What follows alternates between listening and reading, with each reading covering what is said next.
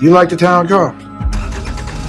Young as y'all in them Lexus, hum fucking VSU fucking U-Ray, or some shit, I don't know. See, with me, I like me a town car. Man, look quiet and correct in one of them. So I'll tell you what, you in this, you be sure to pick one up for yourselves.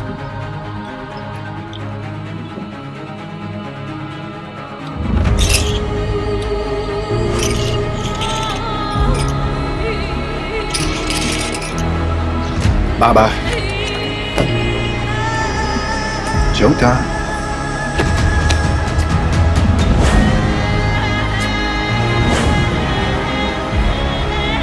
Nigga, turn. I ain't got clubs. One day soon, I'm walking out with the roads here. Where you been going to school up in this here room, son? I suspect you gonna walk out here with Morgan fucking Freeman to drive it for you, too.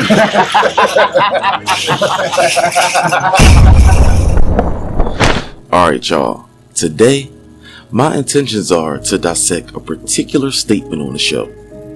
One that I haven't heard anyone annotate yet, at least properly. Because the few that I have seen aim at explaining it, sometimes just miss the whole point completely. But the statement I'm alluding to belongs to Marlo on season 4, where at the end of the petty altercation that he's having with the security guard, he says to him 3 times, "You want it to be one way." What? You want it to be one way. Man, I don't want know it to be one But way. stop saying that. Now, first I'll admit that what Marlo was implying is not easy to understand at all.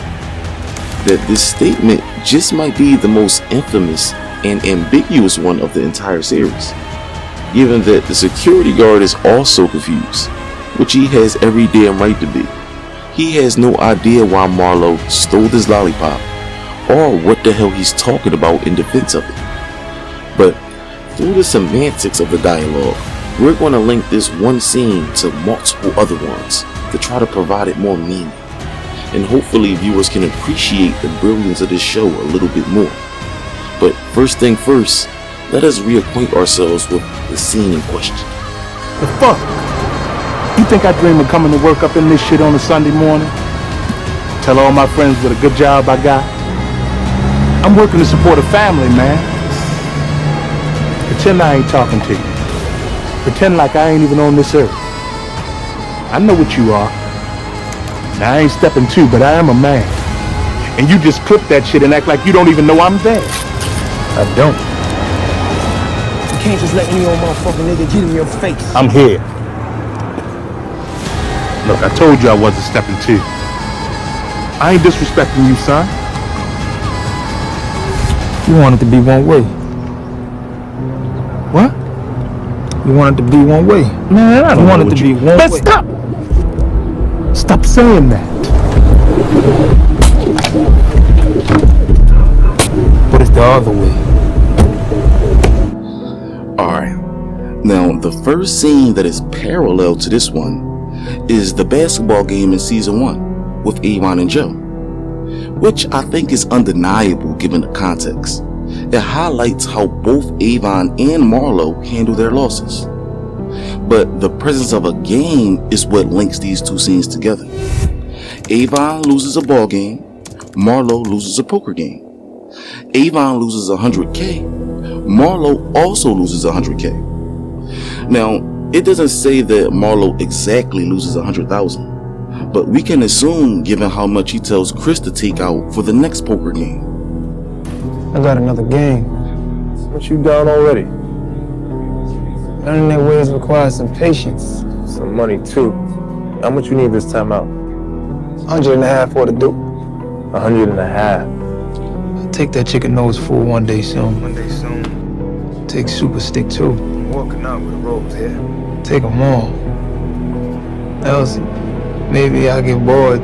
See you to take them. But age is also a factor in all of this. Notice that Avon is lecturing the referee on how the game is played, who looks to be around Marlo's age. Then notice the security guard who's lecturing Marlo, who looks to be around Avon's age. All of this is important, leading up to the numerical similarities within the dialogue. And walk away. Walk away. Turn around and walk the fuck away. You want it to be one way. What? You want it to be one way. Man, I don't You want know it what to be you... one Man, way. stop! Stop saying that. Now, seeing as though the referee didn't lose his life and was only lectured on what a foul is, it's safe to say that Avon takes his losses a bit better than Marlo. Marlo, who loses and then commits a foul on the security guard's manhood by stealing right in front of his face. But he doesn't understand what Marlo is getting at, because Marlo is collectively punishing him by categorizing him with the old man he just lost some cars to. The old man who lectures him on the logic behind driving sports cars, when we are in fact drug dealers. A topic that clearly annoys Marlo, just as it did when Stringer Bell did it. You know that Mercedes you got riding out there, man? You got that titled in your aunt's name or some shit? Now when they come get you, that straw purchase out there gonna come bite you in the ass, boy. That's what they do. They turn your money against you. Now, take this in light of who Marlo's old head is. Vincent, who just so happens to own a luxury rim shop, which suggests that he doesn't share the same sentiment for being discreet, or at the very least that there's other ways to do things. Tell the boy he can come in with the co-op. If he takes our package, which by the way is better than the best he putting out there now, he'll keep his corners, guaranteed. He might listen, but the boy got ideas, and he's thinking Avon weak right now. You ever know Avon Barksdale to back down from anything?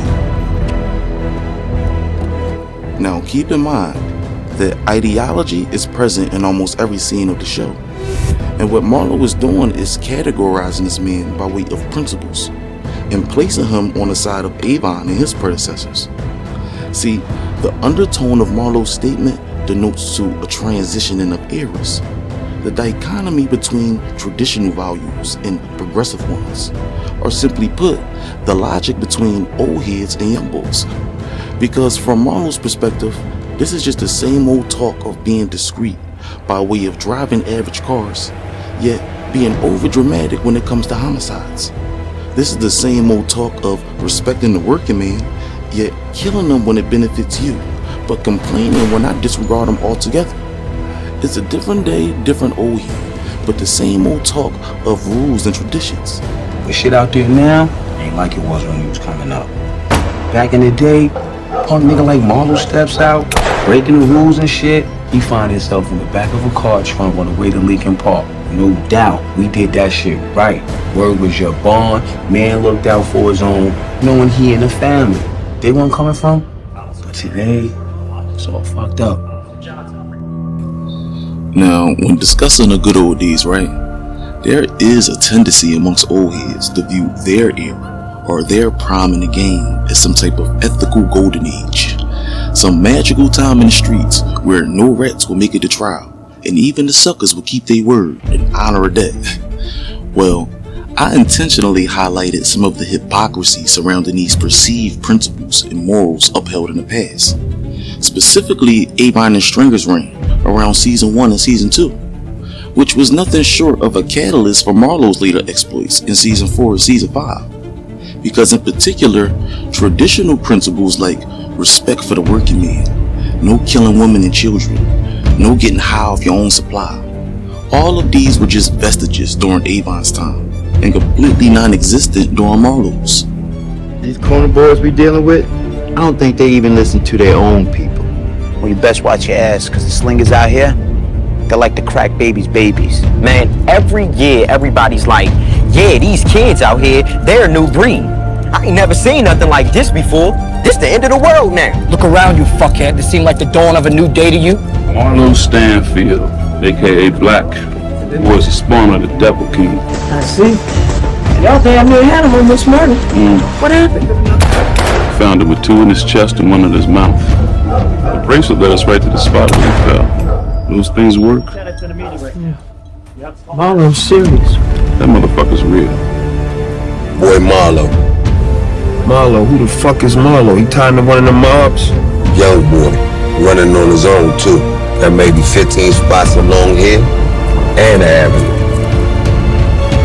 An independent with no fucking support. Got all the prime real estate and we doing what exactly? Young boy ran us off the corner? I'm losing my motherfucking mind, man.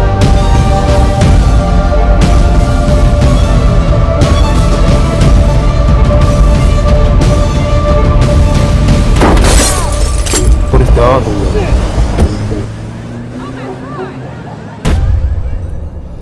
Now, Marlo's statement, but it's the other way, not only announces his presence as a new power on the show, but also his statement is a declaration on morality itself. See, Marlo being the new sheriff on the west side, all of his territories is marked as a no country for old men zone, where everything that you previously understood as good or bad, as right or wrong, as fear or unfair, will now be rearranged and molded to his liking, to his way of doing things, to his morality. Now Pete, back up top when I was the king of Scrabble, I was real big on using anagrams.